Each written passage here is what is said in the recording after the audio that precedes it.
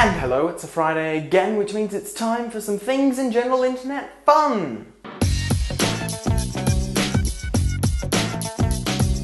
Welcome to TGIF, the show with the acronym that doesn't make much sense when you expand it and look at what all of the words mean. We need to come up with something better. Anyway, here are this week's links.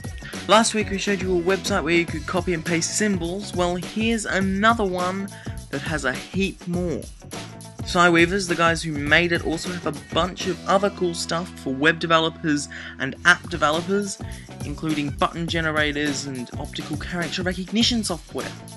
But hey, if English is more your thing, then EasyBib is a great way for you to create bibliographies with very little effort.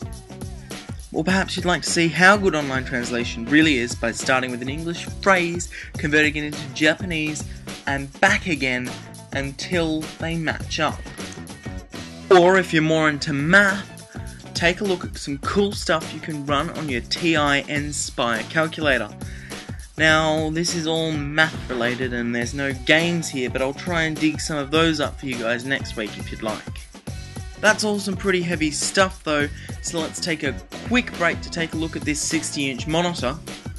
Oh, and then move on to some things that are less productive. Speaking of awesome pictures, NASA puts up an astronomy picture of the day on their website. Look at that. But if you'd prefer to take your own, then Snapsort is the website for you. It has pretty much every camera on the planet and lets you take a look at all of their features and compare cameras across types and brands. Or if you're more into filmmaking, Wikipedia has a list of motion picture terminology, which is absolutely huge. And finally today, wrap up your procrastination with a little bit of a browse on Grouchy Rabbit. It's pretty much impossible to describe, but go there and you're sure to have a good laugh. And that's all of the links, which means it's now time for me to hijack the show for my own purposes and talk about Mulligan Media for a while. You'll notice that Review This was late again this week. Sorry about that. It is coming up shortly.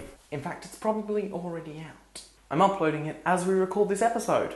Whoa, let me just butt in right there. Speaking of Review This, I'm talking to Alex right now. Hey, Alex.